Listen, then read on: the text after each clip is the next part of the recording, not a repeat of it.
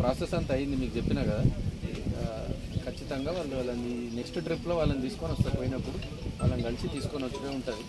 మీరు ఎవరు అడిగినా మనకి ఇలా చెప్పేది ఏం లేదు. నాకేమో పేపర్లో న్యూస్లో పెట్టి కాల్ చేసే అవసరం లేదు. ఏం చెప్పారు నన్ను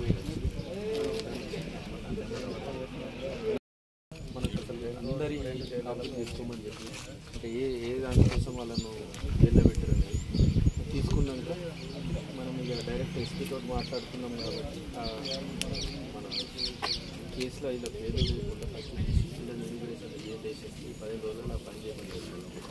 15 రోజుల తర్వాత ఇమిగ్రేషన్ ఎప్పుడైతే ఓడతారో ఇమిగ్రేషన్లో జైల్లో అందరూ 6 వచ్చి 2 రాత్రి నెక్స్ట్ డే వాళ్ళని కలిసి ఆ పెనాల్టీ కట్టి టికెట్ తీసుకొని పెనాల్టీ కట్టేసి టికెట్ చూపించేస్తాం. డాడీ కూడా అద్దాలలో ఉంటుంది చూడు సెల్ఫ్లో ఒక ఫోటో రెడీ బాబాయ్ కొట్టు ఫోటో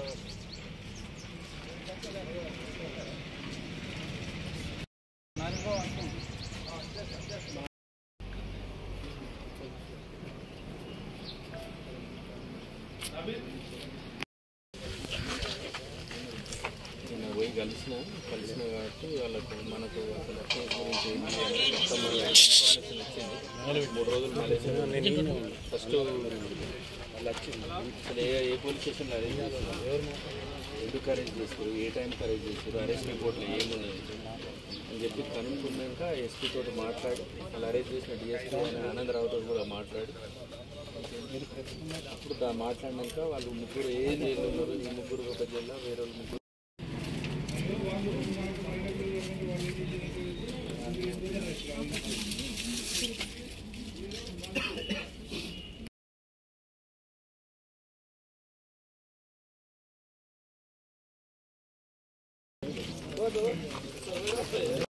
తక్కువైనా కానీ 2 రోజులు ప్రాసెస్ అవుతుంది. మనం ఎంత తొందరగా పెట్టినా ఎందుకంటే ఫస్ట్ పేర్లు తీయాలి. సో వాళ్ళు ఆ ప్రయత్నంలో ఉన్నారు. కోర్టు ఏం పెట్టిరని లెక్క దానికోసం మీరు రాజేశ్వర గారు మీకేం చెప్పకని చెప్పింది శంకరన్.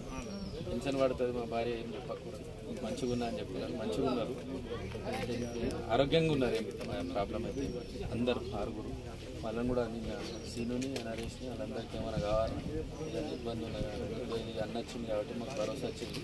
ఖచ్చితంగా ఇక మేము బయటకు పోతాం. ఇక మాకు ఇక ఎంత తొందరగా తీసుకుపోతే అంత మంచిదనేది నిన్నటి వరకు అలా ఏమవుతుంది అనేది తెలియదు. నిన్నటి తర్వాత ఇక మాకు ఒక దారి అయితే దొరికింది, మేము బయటకు పోతాం అనేది భరోసా వచ్చింది.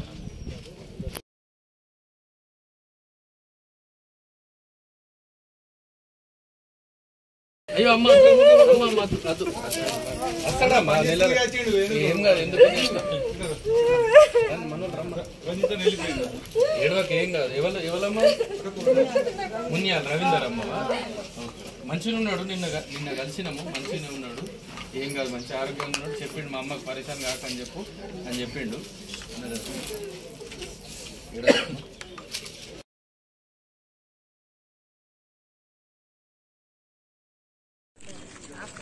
కడెం మండల్, దస్తూరాబాద్ మండల్ నుంచి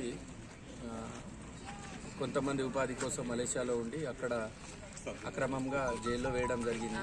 వాళ్ళ కుటుంబ సభ్యులు వచ్చి నన్ను అడగడం ద్వారా నేను ఎంబసీని కాంటాక్ట్ అయినా. ఎంబసీ వాళ్ళు సరైన సమాధానం ఇవ్వకపోతే మొన్న సోమవారం రోజు మలేషియా వెళ్ళి వాళ్ళు ఎక్కడున్నారు ఏంటిది అనేది కనుక్కొని అధికారులతో మాట్లాడి నిన్న వాళ్ళని జైల్లో కలవడం జరిగింది. వాళ్ళను అతి తొందరలోనే వాళ్ళ కోసం ఒక లాయర్ని మాట్లాడిన. ఇవాళ కోర్టుకి వెళ్ళి ఆ లాయరు వాళ్ళ శిక్షను మన ఇమిగ్రేషన్ వాళ్ళ ఏదైతే శిక్ష ఉంటుందో అది కంప్లీట్ చేసి తొందరగానే వాళ్ళను ఇంటికి పంపించడానికి ప్రయత్నం చేస్తుంది. దీని విషయంలో కేటీఆర్ గారికి కూడా మేము తెలియడం జరిగింది. అధికారులతో కూడా కేటీఆర్ గారు మాట్లాడారు. ఏదైనా పెనాల్టీ ఉంటే కూడా కట్టేసి తొందరగా వాళ్ళ ఊరికి తీసుకొచ్చి వాళ్ళ కుటుంబం సభ్యులతో ఉండేలాగా ప్రయత్నం చేస్తారు.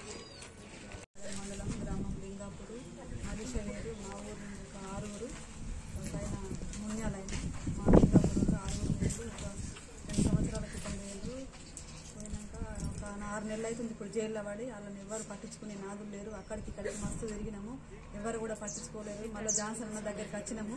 వచ్చితే నేను పోయేస్తా అమ్మ, మీకు ఎందుకు, మీరు బాధపడకుండ్రి అని అంటే ఆ అన్న పోయిండు అక్కడికి. వాళ్ళని కలిసిండు. అక్కడ వాళ్ళని చూస్తే అన్నకి బాగా దుఃఖం వచ్చిందట. వాళ్ళు అన్న మీద పడి బాగా ఏడ్చిర్రట. వాళ్ళకి తిండి కరెక్ట్ లేదు, అక్కడ పట్టించుకుంటూ కూడా లేరు. 6 నెలలు అవుతుంది ఇప్పుడు వాళ్ళు జైల్లో ఉండబట్టి. అన్న పోయి వాళ్ళని మాట్లాడి చేసి నేను తీసుకొస్తా బయటకు, ఈ మార్చి 30 లోపల తీసుకొచ్చి అని చెప్పొచ్చిందట. సరే అన్న ఇప్పుడు మాకు కూడా మీరు టెన్షన్ పడకుర్రి, బాధపడకుర్రి, నేను తీసుకొచ్చే బాధ్యత నాది అని అన్న మాకు హామీ ఇచ్చిండు. అన్నకు ఎప్పుడు మేము రుణపడి ఉంటాము, అన్నను ఎప్పటి కూడా మేము మర్చిపోము.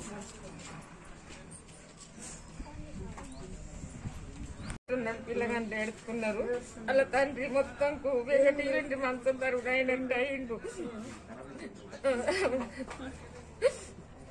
ఎన్ని రోజులు అయిపోయి 5 నెలలు పోయి సంవత్సరం అయ్యి కానీ జైల్లో పడి 5 నెలలు ఏ దేశం పోయినమ్మా? మలేషియా. ఏమంటుండ్రు మరి? ఏం తెలుస్తలేదు, ఇది వరకు ఫోన్ లేదు, ఏం లేదు. కడెం మండల్, నిర్మల్ జిల్లా, లింగాపూర్ గ్రామం. అయితే మా సార్ వెళ్ళి 1 year అవుతుంది. అంటే అక్కడ కరెక్ట్ పోయినప్పటి నుండి కరెక్ట్ వర్క్ లేదు, కరెక్ట్ ఫుడ్ లేదు, కరెక్ట్ ఏం లేదు. అయితే 3 months బ్యాక్ ఇక్కడ వర్క్ ఉంది అనేసి, ఇక్కడ మా ఊరు వాళ్ళు 6 members ఉన్నారు. అయితే ఇక్కడ ఉందిరా దా అనేసరికి అంటే అక్కడికి వెళ్ళేసరికి అంటే అక్కడ కరెక్ట్ సాలరీస్ ఇచ్చులేదు. అయితే అప్పటికి డిసెంబర్లో అవుట్ ఉంది అనేసి అన్నారు. అంటే వాళ్ళు ఇచ్చే జీతంతో తీసుకొని మేము మా వాళ్ళు వచ్చేస్తా అనేసి డిసైడ్ అయిపోయినారు అన్నట్టు. అయితే వాళ్ళు సాలరీస్ ఎప్పుడు ఇస్తారా అనేసి ఆలోచించుకుంటూనే ఉన్నారు. అప్పటికే వాళ్ళు పని మీద ఉన్నారు. పని మీద ఉండేసరికి అంటే సడన్ గా వాళ్ళు వచ్చేసి రైడ్ చేసిండట. అంటే పారిపోయిన వాళ్ళు పారిపోయారు, ఎక్కడ వాళ్ళు అక్కడ వెళ్ళిపోయారు. ఉన్న వాళ్ళని పట్టుకున్నారు. వీళ్ళ మీద ఎన్ని కేసులు వేసిండ్రో ఏమో మనకు తెలియదు. అయితే అది తెలియక మేము 10 days తర్వాత ఏమైంది అనేసి ఎంక్వైరీ చేసేసరికి అంటే ఇట్లా జైల్లో పడ్డారు అని తెలిసిన తర్వాత జాన్సన్ అన్న దగ్గరికి వచ్చినాం. అన్న మరి ఇట్లా అయింది అనేసి అంటే సరే అమ్మ అది అంబాసిడర్ తోటి తెలుసుకుందాం అనేసి మెయిల్ పెట్టిండు అన్న. పెట్టేసరికి అంటే తర్వాత ఒక 1 week తర్వాత మెయిల్ కు రిప్లై వచ్చింది. అక్కడ మామూలుగానే పడ్డారు, 500 పే చేసేసి మళ్ళీ తీసుకురావచ్చట అనేసి అన్న చెప్పిండు. చెప్పేసరికి అంటే సరే అనేసి మేము 1 month కామ్గానే ఉన్నాం. ఉన్న తర్వాత మళ్ళీ ఎటువంటి రెస్పాన్స్ లేదు. మళ్ళీ అక్కడి నుంచి ఫోన్స్ కాల్స్ ఏం రాలేవు. రాకపోయేసరికి అంటే అన్న మరి మళ్ళీ ఏం రావట్లేదు కదా, మరి ఎట్లా అనేసి మళ్ళీ ఫిబ్రవరికి మళ్ళీ అన్న దగ్గరికి వచ్చినాం. వచ్చేసరికి అంటే లేదమ్మా మరి రావాలి కదా, ఇప్పటికి ఇంకా రాలేరేంది అనేసి అన్న మళ్ళీ చూసేసరికి అంటే ఏం రాలేదు. వచ్చేసరికి అంటే అన్న ఖచ్చితంగా మీరు వెళ్ళాలా, మీరు వెళ్తేనే ఏదో ఒకటి అవుతుంది అనేసి మేమందరం కూడా అన్నని చాలా అంటే చాలా బతిమిలాడేసరికి అంటే సరే అమ్మా నేను వెళ్తా అనేసి అన్న వెళ్ళడం కూడా జరిగింది. 27కి ఏమో ఎమ్మెల్సీ ఓట్లు అయిపోయిన తర్వాత ఈవినింగ్ ఫ్లైట్ ఎక్కేసి వెళ్ళేసరికి అంటే సడన్ గా మనం అక్కడ ఏం తీసుకోలేం కదా అనేసి అక్కడ పోలీసుల్ని వాళ్ళని వీళ్ళని ఎంక్వైరీ చేసేసి, ఏ దేశం? మలేషియా, ఎంక్వైరీ చేసి అక్కడ ఏం జరిగింది ఏంది అంటే అక్రమ దాంట్లో వీళ్ళని ఇరికిచ్చేసిండు అనేసి తెలిసింది. అక్రమంగాని అంటే అదే ఏజెంట్ మోసం చేసినట్లా, ఏజెంట్ అక్రమ కేసులు పెట్టి వాళ్ళని జైలు వేసిండు అన్నట్టు. అక్రమ కేసులు పెట్టి జైలు వేసిండు అనేది తెలిసేసరికి అంటే సరే అనేసి అక్కడ ఒక లాయర్ని కూడా అన్న పెట్టడం జరిగింది. మా వాళ్ళని కలవడం జరిగింది. కలిసేసరికి అంటే వాళ్ళు కూడా బాగా ఏడ్చిండట. వాళ్ళు కరెక్ట్ గా లేరు అన్నట్టు, ఫుడ్ కరెక్ట్ లేక ఏం కరెక్ట్ లేక, ఒకళ్ళకు షుగరు, ఒకళ్ళకు అల్సరు, ఒకళ్ళకు ఎలర్జీ, ఎవరు లేరు. బాగా ఏడ్చిండట. ఏడ్చి అన్న ఇన్ని రోజులు మేము అసలు బతుకమో అన్న హోపు కూడా లేకుండా మీరు వచ్చిండన్న, మీరు మాకు ఎంతో ధైర్యాన్ని ఇచ్చిండ్రు, ఖచ్చితంగా మమ్మల్ని ఎట్లన్నా బయటకు తీసుకురండి, మా వాళ్ళతో మమ్మల్ని కలపండి.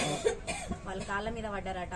అన్నకు కూడా వాళ్ళని చూస్తే ఎంత అంటే అబ్బా నేను వచ్చిందే బెటర్ అయింది అనేసి అనేటట్టు అనిపించిందట. వాళ్ళని చూసి పాపం అన్న కూడా ఏడ్చిండట. ఏడ్చి ఖచ్చితంగా మీ వాళ్ళని నేను కలుపుతా, నేను హామీ ఇస్తున్నా అనేసి అన్న కూడా చెప్పిండు. ఖచ్చితంగా బయటకు తీసుకొస్తా అన్నాడు. ఈ మంత్ లాస్ట్ వరకు ఖచ్చితంగా వాళ్ళు వస్తారు అనేసి అన్న మాకు చెప్పిండు. అన్నకు మేము ఎప్పటికీ కూడా లైఫ్లో ఏది వచ్చినా కూడా అన్నకు మేము ఎప్పటికీ రుణపడి ఉంటాం. థ్యాంక్స్.